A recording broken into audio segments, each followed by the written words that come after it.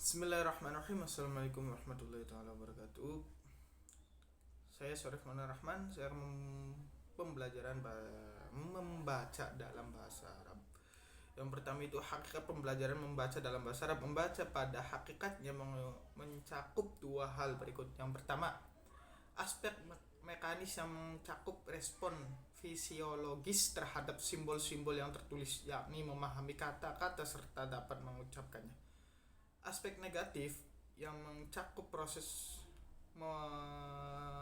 pemahaman makna, memahami arah pikiran penulis, mengkritis dan mengevaluasi dengan membandingkan dengan pengalaman sebelumnya.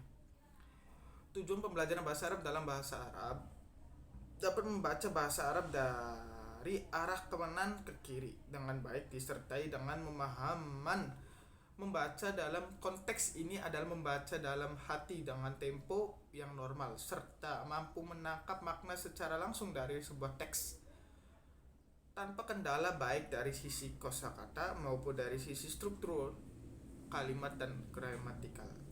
Tujuan untuk level mubtadi fokus pada pencapaian konteks pengucapan atau melek huruf, yaitu mengenali lambang bunyi bahasa dan melafalkannya dengan baik dan benar sesuai aturan fonetik dan tata bahasa Arab. Tujuan untuk level mutawasid diarahkan pada pencapaian kompetensi pemahaman, yaitu melatih siswa untuk memahami dan melatih makna dari lambang. Tujuan untuk level mutaqaddim mencapai upaya mengkonsentrasikan pemikiran siswa, memunculkan persalahan yang perlu dipecahkan dan memberi gambaran global dari kandungan teks yang membuat penasaran siswa untuk mengetahuinya.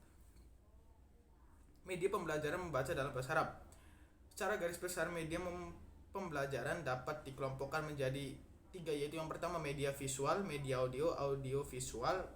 Berkaitan dengan pembelajaran membaca qiraah, penulis menyajikan beberapa media pembelajaran sebagai berikut. Yang pertama, non fiksi, laporan editorial, isi artikel dan revisi kamus.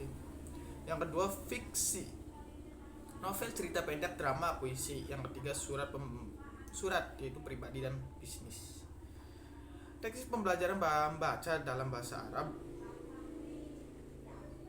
Scanning memadai. Teknik ini bertujuan untuk melatih siswa memahami informasi di dalam teks, membaca secepat mungkin. Yang kedua, slashed cut up teks bacaan yang dipotong. Teknik ini bertujuan melatih siswa untuk membaca pemahaman pada teks yang dipotong. Yang ketiga, jigsaw reading atau membaca jigsaw. Teknik ini bertujuan untuk membaca pemahaman secara kooperatif. Yang terakhir, information search, informasi pencarian. Strategi ini sama dengan ujian open book. Secara berkelompok, siswa atau mahasiswa mencari informasi dengan jawaban pertanyaan-pertanyaan yang diberikan kepada mereka. Yang terakhir, evaluasi pembelajaran bahasa Arab. Untuk mengevaluasi kemampuan siswa dalam memahami membaca tingkat pemula, kita harus mengacu pada kompetensi dasar yang harus dikuasai siswa pada jenis membaca ini, sebagai mana telah diuraikan bahwa kemampuan dasar membaca jenis ini terdiri dari kefasihan mengucapkan, kejelasan mengucapkan, kesesuaian intonasi dengan jenis kalimat, dan ketepatan memahami tanda baca.